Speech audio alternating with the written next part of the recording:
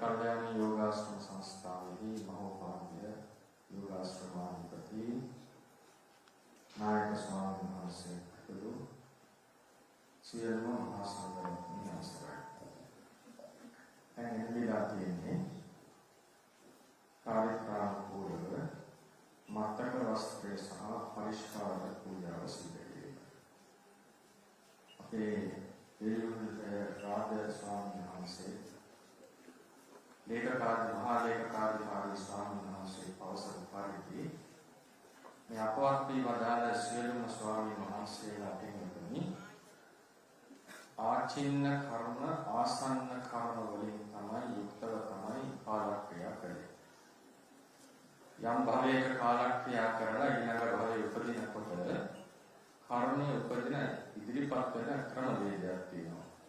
ගාරුක ආසන්න ආචින්න කටත්තා කියලා. ගාරුක කර්මයක් කියලා කියන්නේ බරපතල අකුසල කර්මයක් හෝ ධ්‍යාන උපදවාගෙන තිබීම. ආචින්න කර්මයක් කියලා කියන්නේ දීනපතා නිතිපතා ප්‍රගුණ කරපු කර්මයක් තිබීම. ආසන්න කර්මය කියලා කියන්නේ මරණයට බොහෝම ආසන්නයේදී සිදු කළ කර්මයක් තිබීම. අපේ අපවත් වී වදාළ සියලුම ස්වාමීන් වහන්සේලා අපේ අඟුල්ගමුවේ ලොකු ස්වාමීන් වහන්සේ පවසපු පරිදි තාම ඉහළට භාවනාව දියුණු කරලා සුවචව කීකරුව සතර සංවර සීලය මනාකොට රැකගත් පිරිසක්. ඒ නිසා මහන්සියලාගේ ආචින්න කර්මය කුසලයක්. ඒක නිතිපතා රකින්නවා, දිනපතා රකින්නවා, අදි සීලය රකින්න. ඒ වගේම මරණාසන්න අවස්ථාවේදී අපේ ආචාර්යයන් වහන්සේ වෙන මීගොඩ ලොකු ස්වාමීන් වහන්සේගෙන් නිස සමාදන් වෙලා මිත්‍යානුසංස සූත්‍රයෙන් පිටි ධර්මානුශාසනාව ශ්‍රවණය කරලා තියෙනවා. ඒ නිසා පින්වතුනි තවත් ස්වාමීන් වහන්සේලා අපිට දැනගන්න විදිහට සමාධියෙන් ධ්‍යාන මට්ටම් උපදවගෙන තිබෙනවා. මේ සියලු ස්වාමීන් වහන්සේලා පුරන ගරුක සමහර පුර ගරුක ආසන්න ආචින්න කියන සියලු කුසල කර්ම ගැටෙලා පිළිලා තියෙනවා. එහෙම ඇති කල්හි හදිසි අනතුරක් සිද්ධ වුණා ඉදිරිපත් වෙන්නේ මේ කුසල කර්මයන්. ඒ නිසා අපේ රාජ ස්වාමීන් වහන්සේ කීවා වගේ මේ වෙලා තියෙන්නේ භද්‍ර මරණයක් සුගති පරායන උපත්තියක් ලබලා තියෙනවා. මරණකොට ඕන කෙනෙක්ට අනාගාමී නොවිත් ඕන කෙනෙක්ට භයක් සංකාසයක් එන්නට පුළුවන්. ඒකනේ කිව්වේ සබ්බේ භායන්ති මච්චුනෝ. ඒ වගේ භය සාමාන්‍යයෙන් දුර්ගති උත්පත්තියකට හේතු වන්නේ නැහැ. ඒ නිසා කුසල කර්මය මතුවෙනකොට సంతානේ ප්‍රසන්න වෙලා ඒ වෙලාවේදී කර්මයේ කර්ම නිමිත්ත ගති නිමිත්ත කියන එකක් ඉලවගෙන බොහෝ සෙයින් සුගති පරායන උපත්තියකට පත් වෙනවා. ඉතින් අපේ ස්වාමීන් වහන්සේලා සියලු දෙනාම ඒකාන්තයෙන් දිව්‍ය තලවල භ්‍රම තලවල ඉපදලා ඉන්නවා. ඉතින් අපි මේ මතක වස්ත්‍රය දැන් පූජා කරන්නේ ස්වාමීන් වහන්සේලාට පින් අනුමෝදන් කිරීම පිණිස. පින්වත්නි පරමාර්ථ දීපණී ආදී ග්‍රන්ථවල දක්වලා තියෙනවා පින් අනුමෝදන් වෙනකොට පරදත්තූක ජීවී කොට්ටාස විතරක් නෙවෙයි.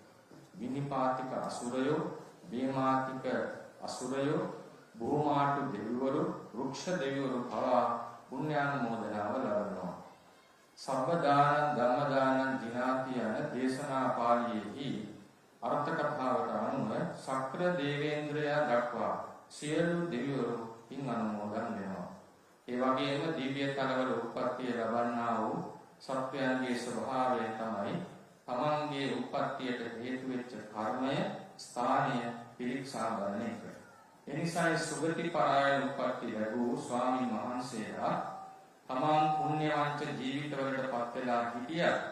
තමන්ගේ ආචාර්යවරු තමන් ගුණධම් කරපු ආරණ්‍ය තමන්ගේ ඥාතිවරුන් දිහා බලලා ඒකාන්තයෙන් මේ පින අනුමෝදන් වෙනවා. ඒ නිසා පින්වත් හැම දෙනාම අපේ සාග්‍රාඥාචාර්යන් වහන්සේලා සියලු දෙනාම ඉදිරියේ තැන්පත් කර තියෙන මේ මතක වස්ත්‍ර සමූහය පරිස්කාර සමූහය මහා සංඝ රත්නයට පූජා කරලා අනිත්‍යතා ප්‍රතිසංයුක්ත ගාථාව මානසිකාර කරලා සමාදන් වූ සීලයක් ආවර්ජන කරගෙන ඒ පින් අනුමෝදන් කරන්නට ඕනේ. උන්වහන්සේලාගේ සාංසාරික ජීවිත තව තවත් සැපවත් වේවා.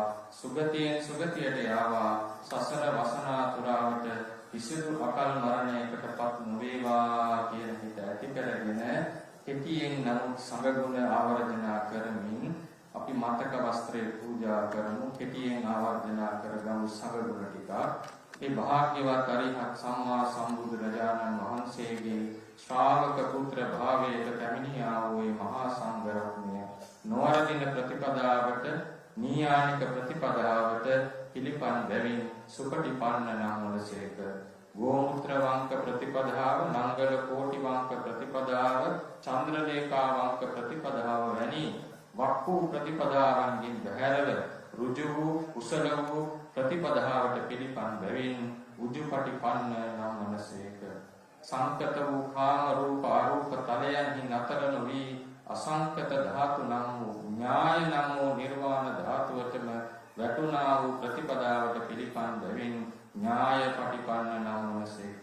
රත විනීත ප්‍රතිපදාව, තුවටක ප්‍රතිපදාව, නාලක ප්‍රතිපදාව, චන්ද්‍රෝපම ප්‍රතිපදාව වැනි වන්දනීය පූජනීය සාමීචි රහා ප්‍රතිපදාවන්ට පිළිපන් බැවින් සාමීචි පටිපන්න නම් වනසේක.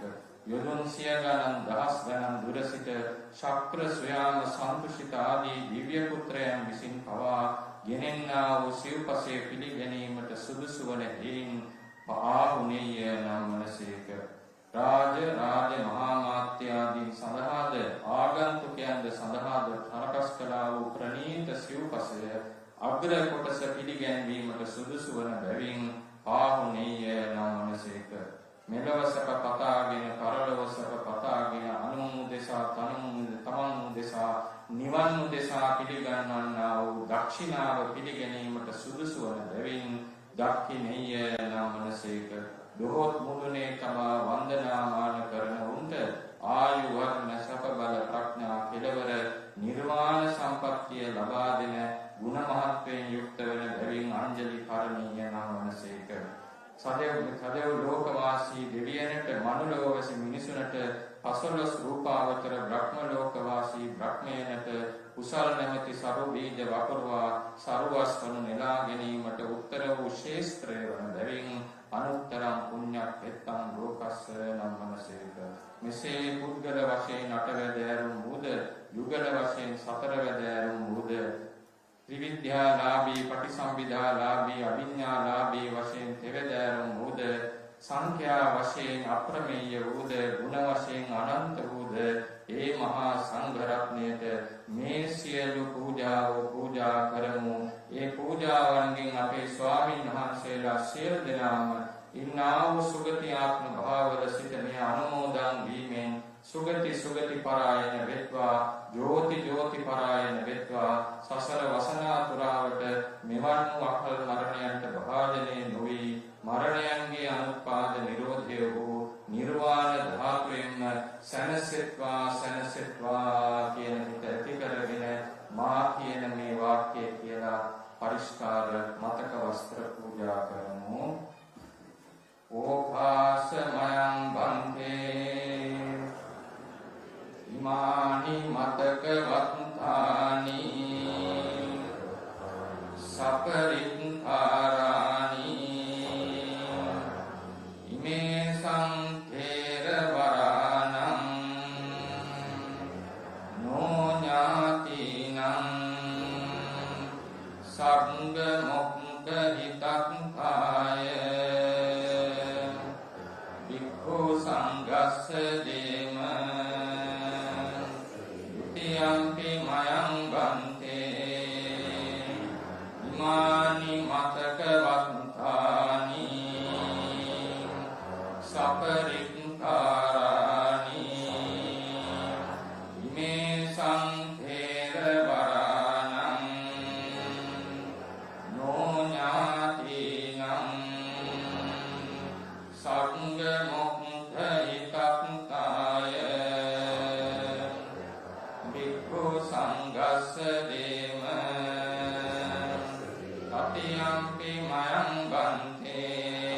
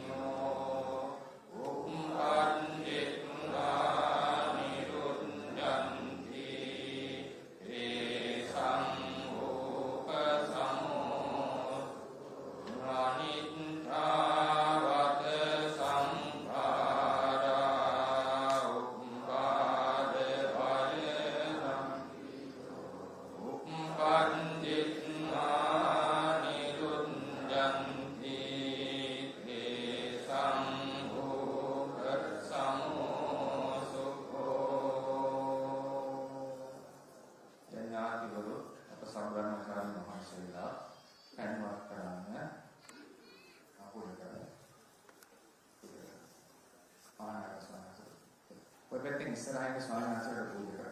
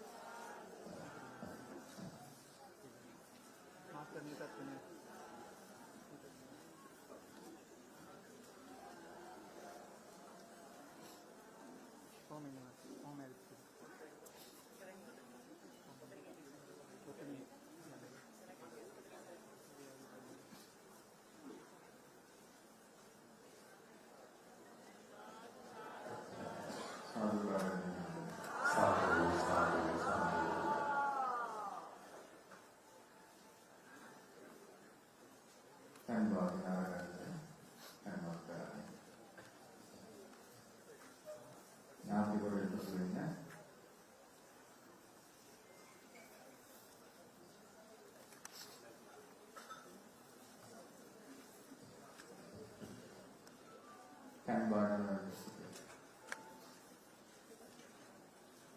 pilihan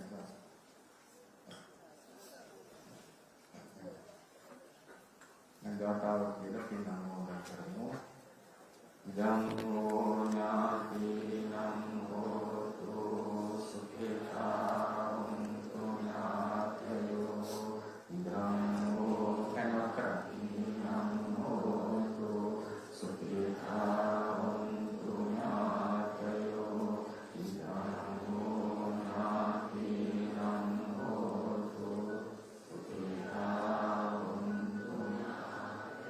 Yathavari vahapura